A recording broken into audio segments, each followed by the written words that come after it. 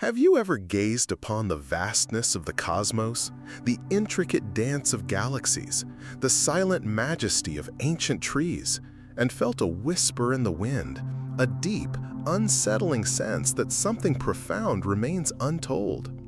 You stand on the precipice of a great mystery, a truth echoing from the dawn of time, yet shrouded in the mists of antiquity. You read the sacred texts, the venerable words of Genesis, detailing the 7 days of creation, the forming of light from darkness, the shaping of man from dust. But as you turn each hallowed page, do you not feel a subtle tremor, a knowing suspicion that the story laid before you, though divinely inspired, is not the whole story? Consider the silence, the spaces between the verses, the abrupt transitions, the sudden appearances and disappearances of figures shrouded in enigma. What if, hidden within those silences, woven into the very fabric of existence, lie profound revelations, secrets of creation too potent, too sacred, or perhaps too terrifying for the uninitiated heart? What if, in the infinite wisdom of the divine architect, certain truths were purposefully veiled, not to conceal, but to protect, to prepare, to wait for a time when humanity's eyes were ready to truly see, and its spirit prepared to truly understand? You feel it, don't you? This yearning for deeper knowledge, this spiritual hunger that gnaws at the edges of your understanding. It is not mere curiosity. It is an ancestral memory, a faint echo from a time before the fall, when humanity walked in closer communion with the source of all truth. You carry within you the imprint of that original knowing, a divine spark that whispers of a more expansive reality. And it is that spark, that unquenchable desire for revelation, that draws you now to this forgotten threshold. Are you ready to step across? To peer behind the curtain of the known? To ask the questions that few dare to utter? To confront the possibility that the very foundation of your understanding of creation might hold layers yet unpeeled, mysteries yet unveiled? Subscribe if you're ready to unlock the secrets never told, and comment 777 if you're ready for the hidden knowledge.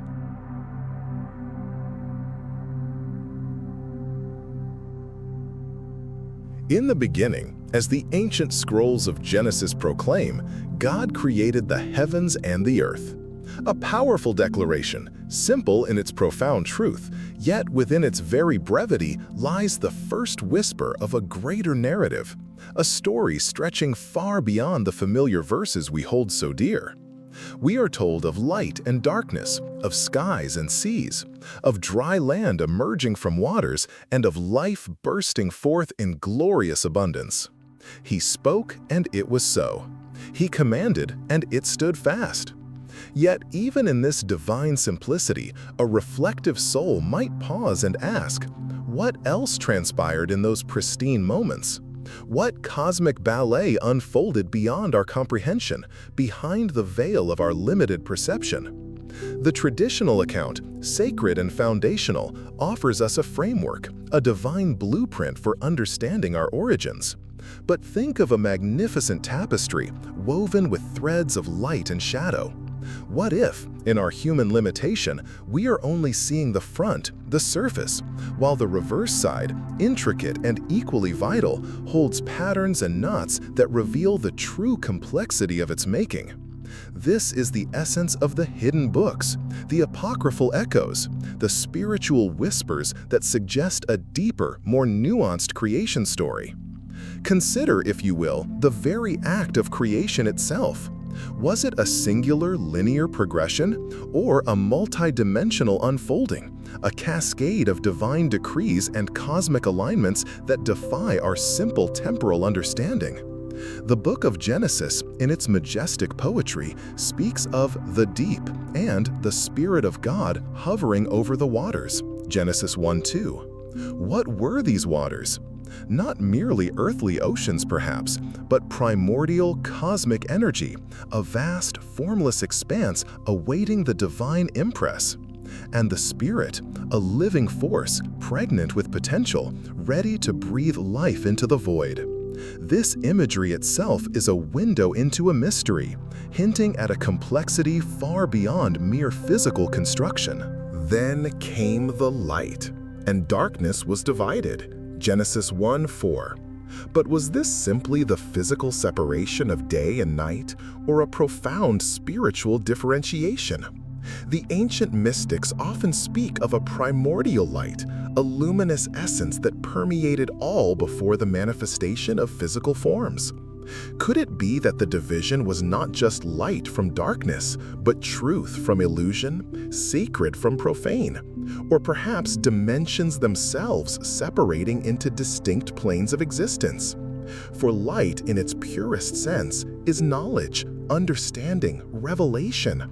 And darkness, its absence, is ignorance, obscurity, the very ground where secrets might be concealed. As creation continued, each day brought forth new wonders: the firmament, the dry land, the vegetation, the stars. He set them in the expanse of the heavens to give light on the earth. Genesis 1:17. But the stars themselves, those distant, shimmering jewels of the night, hold secrets beyond their astronomical brilliance. The Book of Enoch, a text revered by some early spiritual traditions and then largely marginalized, speaks not just of stars, but of watchers, celestial beings who descended from the heavens, entangled in the affairs of mankind, bringing both knowledge and corruption. This narrative, starkly different from the canonical Genesis, suggests that the cosmic order was not simply a mechanical design, but an intricate, living system populated by entities whose roles were far more complex than simple celestial markers. Why then were such narratives hinting at these watchers, these deeper dimensions of creation, these cosmic beings seemingly hidden from the mainstream account? Was it a matter of divine editorial choice, a deliberate distillation of truth for humanity's nascent understanding? Imagine a child learning about the world. You do not immediately burden them with the complexities of quantum physics or geopolitical intricacies. You teach them the basics. The sun rises, the earth is round, kindness is good. Perhaps the Genesis account is precisely that, a fundamental truth divinely simplified for a nascent humanity, a people emerging from spiritual infancy, needing a clear, unambiguous foundation before they could grapple with the more profound and perhaps unsettling nuances of existence. Think of the desert wanderings of Israel, a people being forged in the crucible of divine guidance. They needed clear laws, simple narratives, direct commandments. Deuteronomy 29:29 declares, "The secret things belong to the Lord our God, but the things revealed belong to us and to our children forever, that we may follow all the words of this law." This verse itself is a profound admission. There are secret things, hidden truths, knowledge reserved for the divine. And the things revealed were for a specific purpose, to guide them, to establish a covenant, to lay the groundwork for spiritual understanding. Could it be that the hidden aspects of creation were among those secret things, veiled not out of malice, but out of divine prudence, awaiting a time, a people, a spiritual maturity that could bear their full weight? The very structure of the Genesis account, concise and purposeful, implies a selective narrative. It focuses on humanity's creation, its relationship with the Creator, its fall, and the promise of redemption.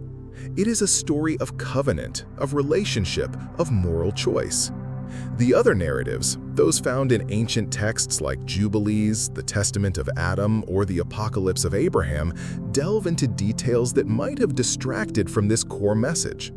They speak of the angelic hierarchies, the inner workings of the heavens, the precise methodologies of creation beyond simple divine pronouncements. They offer glimpses into a cosmic theater far grander and more intricate than the human drama unfolding on Earth. And perhaps, at that nascent stage of human spiritual evolution, too much information would have been overwhelming, even detrimental. Consider the Garden of Eden itself, a place of pristine beauty, of direct communion with the divine. Genesis 2:9 speaks of the tree of life in the midst of the garden and the tree of the knowledge of good and evil. 2 trees. But what if Eden held more than just these 2? Some apocryphal texts hint at other, less defined, mystical vegetation, perhaps representing different facets of divine wisdom or different pathways of spiritual growth that were either not chosen or not revealed. The very act of placing 2 such powerful symbolic trees suggests a profound choice, a forks-in-the-road moment for humanity. What other choices, what other pathways existed in that primordial paradise that were never explicitly laid out for us? The fall from Eden, the expulsion from paradise, irrevocably altered humanity's relationship with knowledge. Before the fall, there was an innocent, unburdened understanding. After came the burden of choice, the knowledge of good and evil, and the subsequent separation from direct divine presence. Perhaps the hidden truths of creation were, in a sense, quarantined, protected from a fallen humanity that might misuse or misinterpret them. Like ancient scrolls guarded in a sacred vault, awaiting the discerning eye of a worthy initiate, these deeper narratives might have been preserved for a future time, a future generation when humanity's spiritual capacity had evolved enough to receive them without corruption. Think of the consequences of the forbidden knowledge. It brought forth shame, guilt, and eventually death. If even the knowledge of good and evil proved so devastating in humanity's early state, what of deeper cosmic truths, the mechanics of creation, the very fabric of spiritual power? Perhaps the concealment was an act of divine mercy, a protection from truths that would have shattered an unprepared consciousness, leading to an even more profound descent into chaos. The human mind, in its fragility, can only absorb so much, and the divine wisdom, in its infinite compassion, knows precisely what we need and when we need it.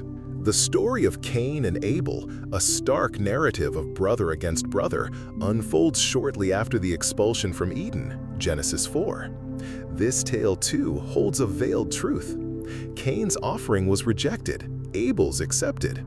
Was it merely the nature of the sacrifice, or something deeper? Some ancient commentaries hint at a hidden knowledge within Abel, a purity of heart or an understanding of divine principles that Cain lacked. What if the mark of Cain was not just a physical sign, but a spiritual inscription, a sealing away from certain truths, an inability to perceive the deeper mysteries of creation that remained accessible, perhaps, to those who walked in closer alignment with the divine will? And what of Abel's descendants, if he had lived? What knowledge might they have preserved? What insights might have been passed down that were lost to the dominant narrative? The antediluvian world, the age before the Great Flood, is another period shrouded in profound mystery. Genesis briefly mentions a time when the sons of God saw that the daughters of man were attractive, and they took as their wives any they chose. Genesis 6:2. This cryptic verse has fueled centuries of speculation. Who were these sons of God? The Book of Enoch provides a stark answer. They were the watchers, fallen angels to earth, not just to procreate, but to teach forbidden knowledge to humanity. They instructed mankind in metallurgy, in cosmetics, in warfare, in divination, knowledge that corrupted the earth and led to widespread violence and wickedness. Enoch 7-8. If this account, preserved in ancient manuscripts, is true, then the divine concealment of certain knowledge takes on a new, urgent dimension. The hidden books were not merely esoteric addendums, they were perhaps dangerous blueprints, instructions that, in the wrong hands or at the wrong time, could unleash devastation. The flood itself, therefore, becomes not just an act of divine judgment against human wickedness, but a cosmic reset, a cleansing not only of physical corruption, but also of corrupted knowledge. The waters rose, wiping clean the slate, not just of life, but perhaps also of dangerous insights that humanity was not yet ready to wield responsibly. Noah, chosen for his righteousness, became the vessel for the preservation of life, but also, implicitly, for the preservation of sanctified knowledge, the truths that were meant to endure. And after the flood, a new beginning. But the echoes of the hidden past persisted. The Tower of Babel, another pivotal moment, speaks not just of linguistic confusion, but of human aspiration reaching too high, too quickly, attempting to make a name for ourselves and build a tower whose top may reach unto heaven. Genesis 11:4. Was this a purely architectural endeavor, or an attempt to re-access forbidden celestial knowledge, perhaps even to ascend to dimensions from which humanity had been barred? The scattering of humanity and the confusion of tongues becomes a divine intervention, a disruption of a collective endeavor that might have once again led to the misuse of power or the unraveling of sacred boundaries. The hiddenness in this context becomes a divine safeguard against hubris and premature awakening. As you journey through the biblical narrative, you find these subtle hints woven throughout. Think of the prophets. Why did Ezekiel see a wheel within a wheel, living creatures with 4 faces, and a throne chariot of divine glory? Ezekiel 1. Why did Daniel receive visions of beasts rising from the sea, ancient of days, and future empires? Daniel 7. These are not simple narratives. They are glimpses behind the veil, revelations of cosmic forces and divine governance that transcend ordinary human experience. But even these profound visions are often delivered with an injunction to seal up the words, to hide the scroll until the appointed time. Daniel 12:4. Why? Because the full impact, the complete understanding, was not meant for their immediate generation. It was for a future time when humanity's spiritual eyes might be more attuned, when the context of history might allow the prophecies to unfold with greater clarity. The very concept of a seal on a book or a scroll, a recurring motif in prophetic literature, implies both preservation and concealment. The knowledge is not lost, merely guarded. Like a treasure buried in the earth, it awaits the one with the map, the one with the key, the one whose spirit is prepared to unearth its profound contents. And so, the hidden books are not lost to the divine, only to our common human sight.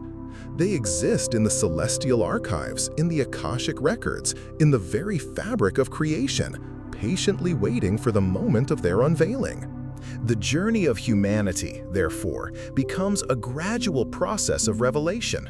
From the simple truths of Genesis, through the complex laws of Moses, the poetic wisdom of the Psalms, the ethical challenges of the prophets, and finally to the ultimate revelation in the person of Christ, who declared, "I have come that they may have life and have it to the full." John 10:10. But even then, Christ himself spoke in parables, hiding spiritual truths from those who were not ready to hear, and revealing them to those with ears to hear and eyes to see. Matthew 13:10-17. The very act of teaching through parables is a form of spiritual hiding, a way of layering meaning so that only those truly seeking, truly listening can unlock the deeper truths. So, the question shifts from why did God hide these mysteries to for what purpose were they hidden and for what time are they being revealed? Perhaps the concealment was an act of divine love, a protective measure to shield humanity from truths it was not yet equipped to handle. Like a parent guiding a child, withholding complex realities until the child's mind and heart are mature enough to process them without harm. The unfolding of history, the slow but steady progression of human consciousness, and the dawning of new spiritual eras might be the very mechanisms through which these hidden truths are, little by little, being unveiled. Consider the very nature of spiritual wisdom. It is not something that can be simply transmitted like data. It must be experienced, integrated, and lived. If the full, raw power of creation's mysteries were unleashed upon an unprepared humanity, it might not lead to enlightenment, but to chaos, to madness, to a shattering of the very fabric of existence. The human spirit, like a delicate vessel, must be strengthened, purified, and expanded to contain the vastness of divine knowledge. Think of the great patriarchs and prophets: Abraham, Moses, David, Elijah. Each was given a portion of truth, a glimpse behind the veil, but always according to their capacity and the divine plan for their generation. Abraham, a man of faith, was promised a lineage and a land, a covenant established in the stars themselves, Genesis 15:5. Moses, face to face with God, received the law and blueprints for the tabernacle, a microcosm of heavenly design, Exodus 25:9. Yet even for Moses, the full glory of God was veiled, for no man could see his face and live, Exodus 33:20. These very limitations, these divine concealments, were not punishments but protections, ensuring the integrity of the divine-human relationship and the sacredness of revelation itself. The hiddenness of these deeper creation mysteries also serves a profound spiritual purpose in your own life. It invites you to seek, it compels you to knock, it urges you to ask, Matthew 7:7. If all truth were laid bare, fully revealed at the outset, where would be the journey? Where would be the spiritual growth? The very act of seeking, of wrestling with paradox, of yearning for deeper understanding, purifies the heart and expands the consciousness. The hiddenness is not a barrier, but a path, an invitation to a more intimate walk with the divine, one where revelation is earned through persistent faith and diligent inquiry. Consider the metaphor of the seed. Within a tiny seed lies the entire blueprint of a mighty oak tree, yet it is hidden. The seed must be planted, watered, nurtured, and endure seasons of darkness and growth before its full glory is revealed. The hidden truths of creation are like these seeds. They are present, potent, but require the right conditions: a prepared heart, a seeking spirit, a readiness to transcend conventional understanding, to sprout and flourish within your own being. The divine gardener knows precisely when to unleash the full glory of the tree. Moreover, the hidden books might also refer to truths not written on paper, but inscribed upon the very fabric of existence, within the cosmos itself, within the human soul. The universe, in its boundless expanse, is a living library of divine wisdom. The stars, the galaxies, the subatomic particles, each whispers secrets of its origin, its purpose, its connection to the great architect.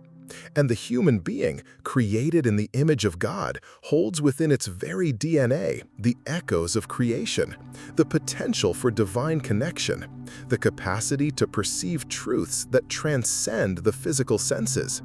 Perhaps the hidden books are not external texts to be found, but internal revelations to be awakened within you. The unfolding of prophecy throughout history also hints at this gradual unveiling. From the early promises in Genesis to the grand culmination in Revelation, divine truth is revealed progressively. The New Testament, for instance, clarifies and expands upon many Old Testament mysteries, revealing their deeper spiritual significance. The coming of Christ, the outpouring of the Holy Spirit, the establishment of the Church, these events unlocked understandings that were previously veiled or only dimly perceived. Ephesians 3:9 speaks of the mystery which for ages has been hidden in God who created all things.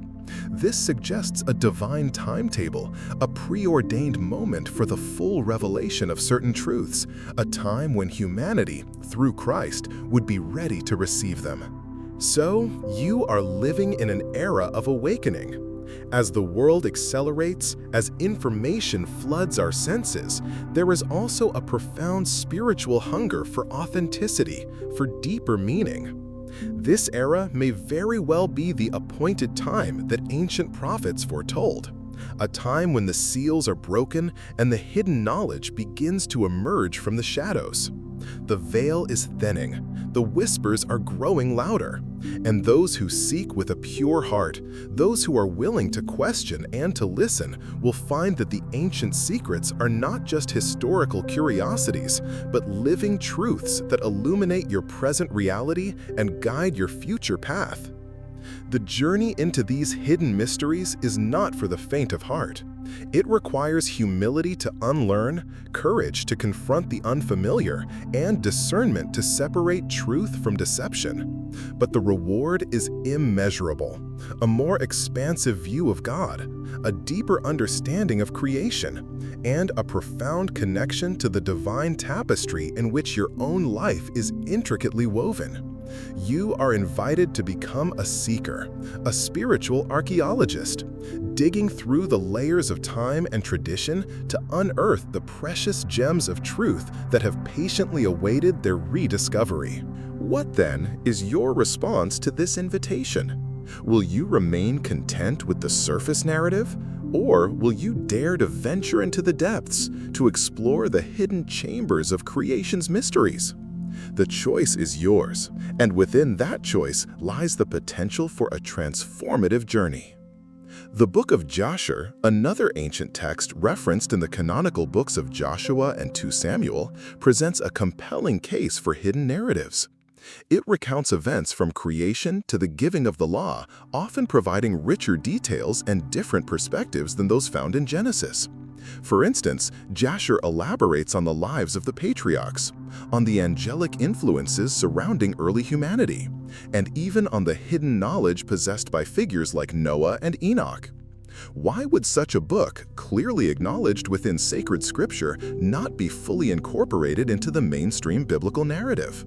Perhaps its omission was strategic, its full content deemed too complex or too easily misinterpreted by a general populace.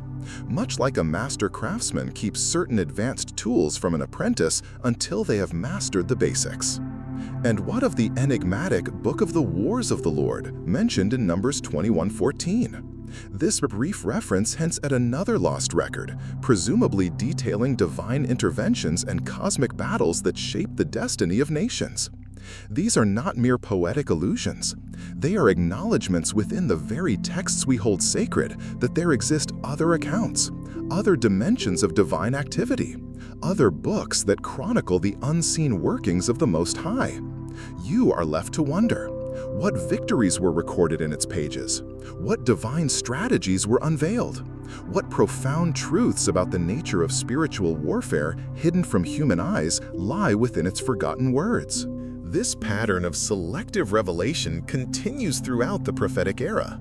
The prophet Isaiah speaks of a sealed book whose words cannot be read by the learned or the unlearned until a specific time, Isaiah 29:11-12.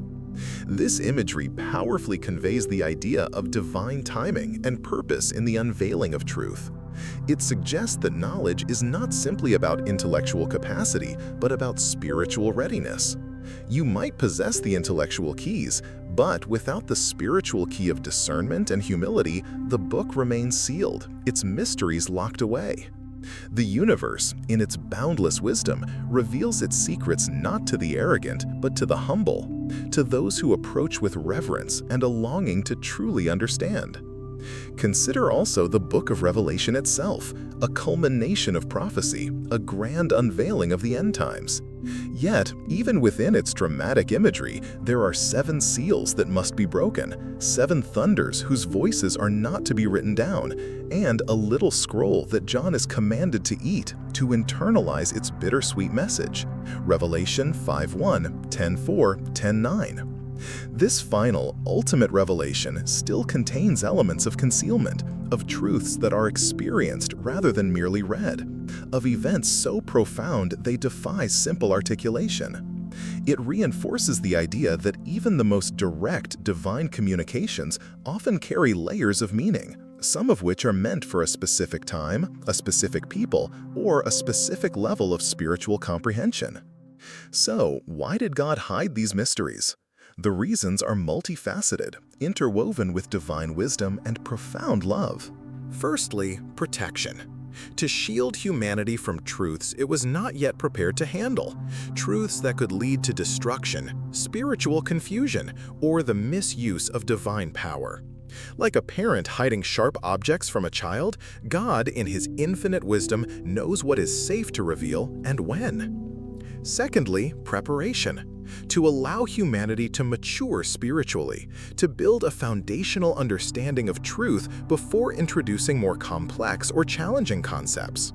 The journey from spiritual infancy to maturity is a gradual one, and revelation is paced accordingly. Thirdly, purpose. To focus humanity on the core truths essential for salvation, covenant, and righteous living. The Genesis account, in its elegant simplicity, directs our attention to the essential relationship between Creator and created and the path to redemption. Fourthly, preservation. To safeguard these profound insights from corruption or distortion in times of spiritual darkness. These truths are not lost, they are merely held in reserve in celestial archives awaiting their divinely appointed time of unveiling. And finally, invitation. The hiddenness itself serves as a divine call to seek, to inquire, to journey deeper into the heart of God. It fosters a hunger for truth, a spiritual yearning that drives you beyond the surface into profound communion with the divine. It transforms passive acceptance into active pursuit, making you a co-laborer in the discovery of truth. The whispers of these hidden books, these untold stories, these veiled revelations are not meant to undermine the foundational truths you hold dear. Rather, they are meant to expand your understanding, to paint a more vibrant, more intricate portrait of the Creator and His vast, multi-dimensional creation. They invite you to see beyond the ordinary, to listen beyond the audible, to perceive the spiritual depths that lie beneath the surface of all things. You are called to be a discerning seeker, a spiritual pioneer, venturing into the uncharted territories of divine knowledge, not to discard what is known, but to enrich it, to deepen it, to infuse it with new light. This is not a journey for those who cling to rigid dogma, but for those with an open heart and a humble spirit, ready to receive revelation from unexpected sources, even from the ancient echoes of what was once hidden. The age we live in is ripe for such unveiling. The very fabric of reality seems to thin, allowing glimpses into spiritual realms once obscured.